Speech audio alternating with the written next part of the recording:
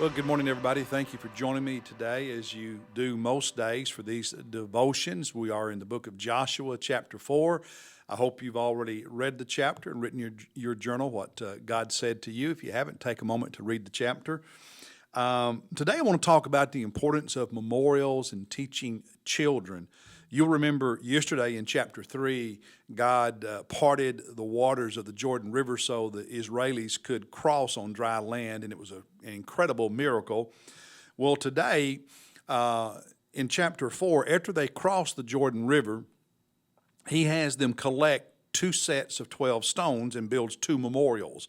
One of those in the riverbed, right in the middle of the river where the priest had held the Ark of the Covenant while the waters were parted. And then they build a second memorial at Gilgal where they camped after crossing the Jordan River. And it was a memorial to remind them and future generations of what God had done in enabling them to cross the Jordan River so they could continue the conquest of the Promised Land. I want you to look at some verses so we can talk about it a little bit. Chapter 4, beginning at verse 6. Verse 6, here's what God is telling Joshua and the people. Let this be a sign among you, so that when your children ask later, saying, what do these stones mean to you? Then you shall say to them, because the waters of the Jordan were cut off before the ark of the covenant of the Lord. When it crossed the Jordan, the waters of the Jordan were cut off. And so these stones shall become a memorial to the sons of Israel forever.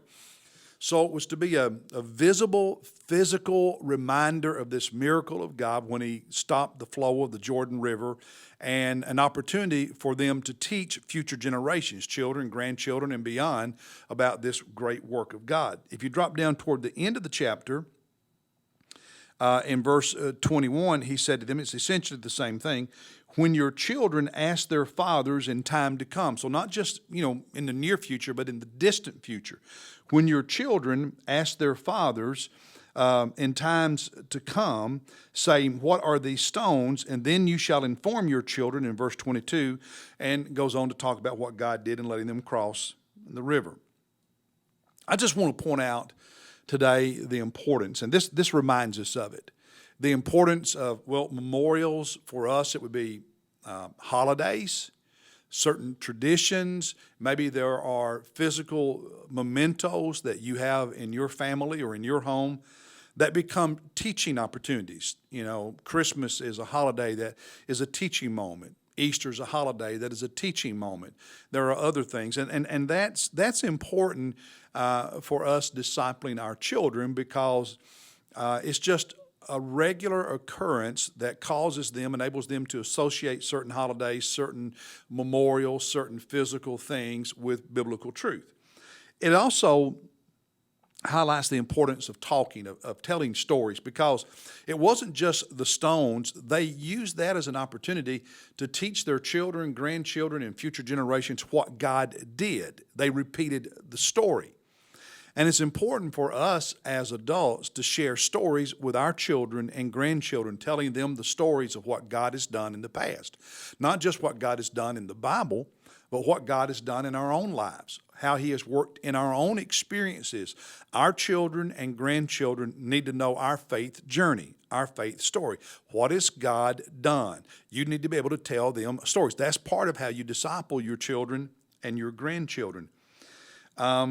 And it's interesting that in these verses, he focuses especially on dads, on fathers telling their children and grandchildren. And too often in our homes, dads relinquish that responsibility to mom.